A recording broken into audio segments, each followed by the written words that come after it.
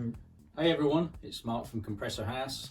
We've got an ultimate kit set up on our rig today, and we're just going to do some basic timing checks just to make sure everything's good. We thought we'd just share it with everybody so that you can all see what we do to get these running first time. Hopefully you can follow this video and you'll be able to do the same. So first thing we want to do is just check that we've got our engine at top dead center and we've got both valves open at number 1. And this is how we'll do this. So we've got a distributor here, and this is a 009 distributor, so we know that this part here, this HT lead, this is number 1. I've marked them up just for the purpose of ease. Here we go, number 1. So what we want to do is get our rotor pointing to number 1 with the crank pulley at top dead center. So I just need to rotate the wheel. If you focus on this, I'm just going to drop that out of the way and rotate the engine until I get to top dead center. There we go. And top dead center, as you can see, in line with the half of the engine casing. So that should be pointing at number 1, which it is. So this is a 009 distributor, so that's where number 1 will be. If it was a vacuum advanced distributor, number 1 would be over here somewhere. So don't confuse those two. So now what we need to check is that we're at top dead center, pointing at number 1, and now we need to look at the valves in the number 1 position, and they should both be closed. So on this engine, here's number 1, both valves are fully closed. One thing that's really important to check, so that you ensure that you're not 180 degrees out, is that when you've got both valves open, this valve here should be rocking when you turn the engine. So I'm just going to rotate it slightly. There we go, look. You can see that is rocking. So that's how I know that I've got number 1 set correctly. But let me just show you what it looks like when you're 180 degrees out.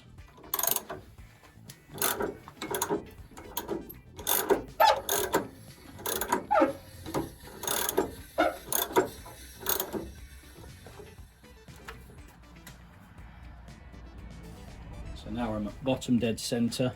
Oh, come on, sorry. Carry on.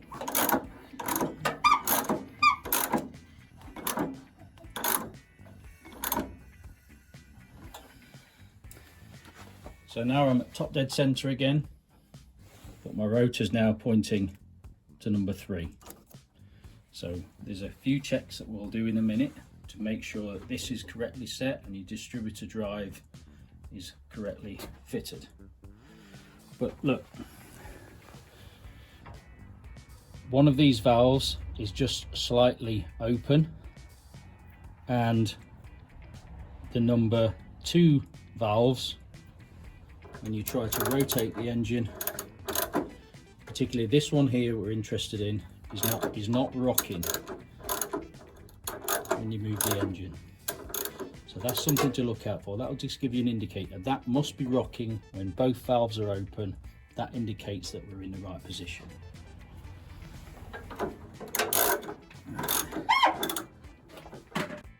Okay, so we've rotated the engine back to top dead center. We've confirmed that we've got the rotor pointing at number 1. And we've also confirmed that we've got the valves open and number 2 is rocking.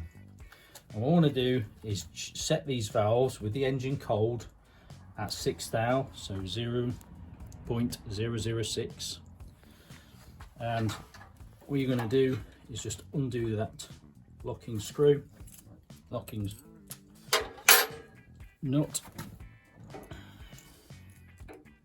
fit your feeler gauge in there between the top of the valve.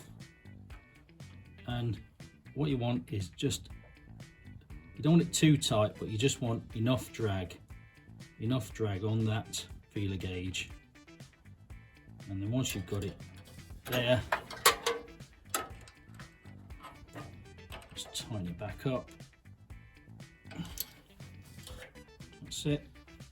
Got enough drag on there, and then check the other valve for number 1 cylinder. This one's already set, and that's good. I've got a good drag on there. So I know that number 1 is set. We've got the valve clearance correctly set at 6 thou.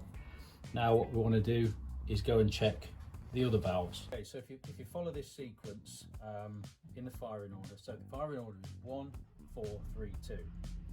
And to set the valves correctly and to save you going from this side of the engine to this side of the engine, just follow this sequence and it'll help you.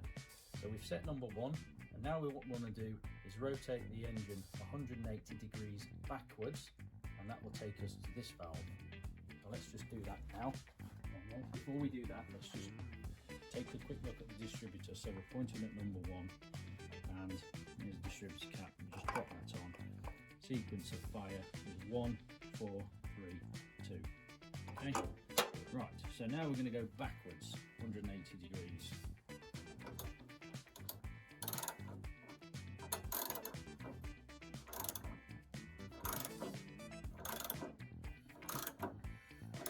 Bottom dead centre, line your bottom dead centre up with the 8 case halves. And now the valves at number 2 should both be open. Okay, so we've rotated the crank backwards to top dead centre, bottom dead centre, and now we've got the rotor pointing, there we go, to number 2. And number 2 is over here. Places with Dave. Right, there we go. So now these valves should be open. So I'm going to check these. So that one's set nicely, and this one is tight, so that one needs adjusting. So unlock the locking nut, rotate it slightly. Let's get your feeler gauge in there, so remember 6 thou, a little bit of drag, and tighten it back up.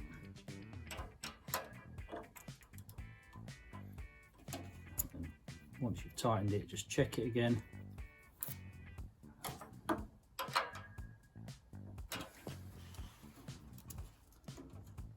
Perfect. Okay, so now we've got both valves open at number 2. Excellent. So then we go backwards again, another 180 degrees.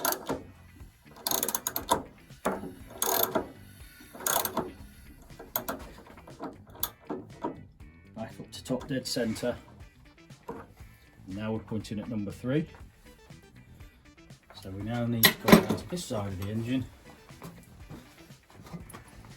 and check our valves again. It's nice and tight.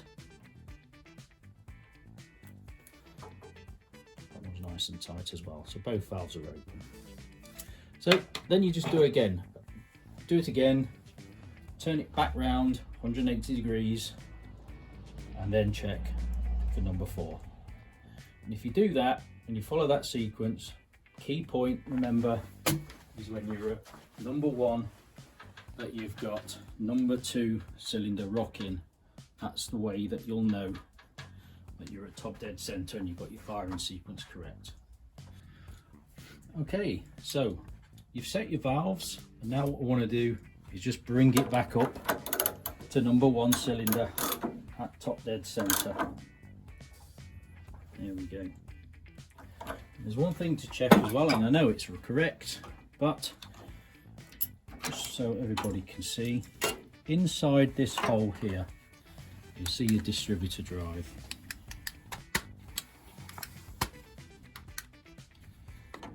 And hopefully you can see that okay. So you've got two halves of this. It's like both in a D shape. So you've got corresponding part of the D, which is just the corresponding part of your distributor, and you can see on here that this side is a bigger D than this side. Well, you want to make sure that the small half is facing towards the rear of the car, yeah, and it should be in around that sort of position, pointing to 3 o'clock and 9 o'clock.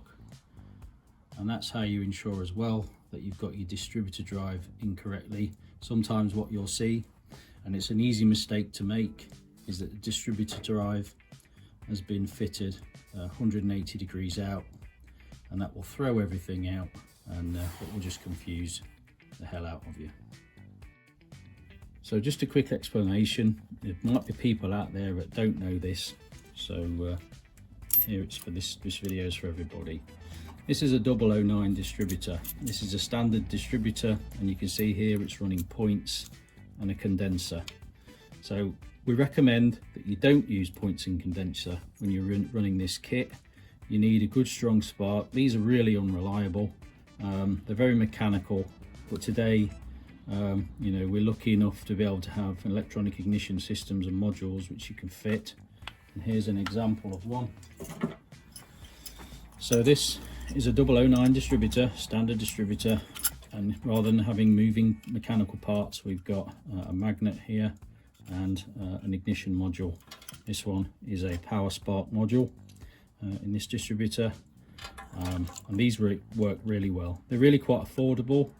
For around about £60, £65, you can get your module, usually a high-powered coil, and some spark plugs, and even sometimes some leads, a whole sort of ignition kit. And our kits work really well with these. Of course, you have to time them all up and everything still, but they take away a lot of pain. But there's also another option. Now these are absolutely fantastic distributors, and these are highly recommended. So again, these are an electronic distributor. These are what we call the Bluetooth 123 ignition, and yeah, you can control your distributor and your timing by Bluetooth. It gives you all sorts of interfaces that you can see while you're actually in your car, and you can set it all up, but they are very, very good. So very, very expensive. You're looking at around about £349 for this distributor, versus an ignition module which will probably cost you around about 35. So there you go, but highly recommended. So now what we want to do is do some static timing. So we've got crank at top dead center, number 1 valves are open. So let's refit the distributor. So drop your distributor in, rotate it till it drops into position just like that. There we go. Okay, now I'm just going to tighten that up very slightly, just so I've still got movement in there. So now we're going to static time the engine, just so that we've got everything set correctly. So I want to earth. I earth this, rotate that on there. So I'm going to earth the clamp. So all you need is just a basic test lamp. This is one, as you can see, I've just made myself really straightforward. Okay, so pop your distributor cap back on, put your clamp onto an earth, your engine bay, and then you want the probe of your lamp into the negative side of your coil.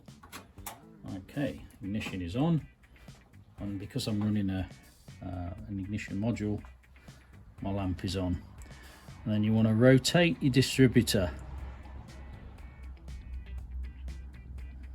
until the light goes out, just like this. Once you've got it in that position, hold it and then just tighten up your clamp. Okay, so we've got everything set up.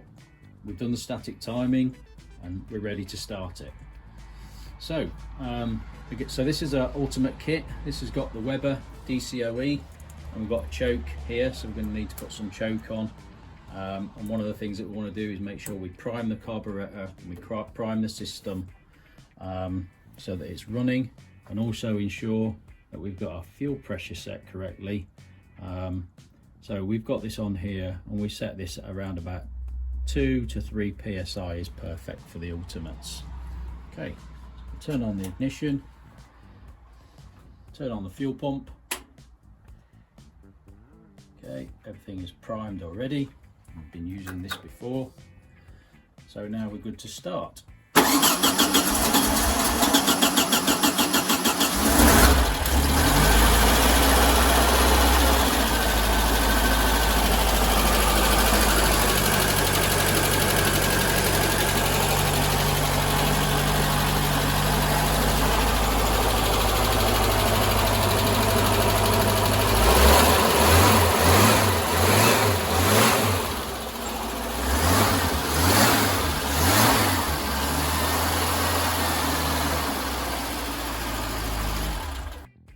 Okay, so that's pretty successful.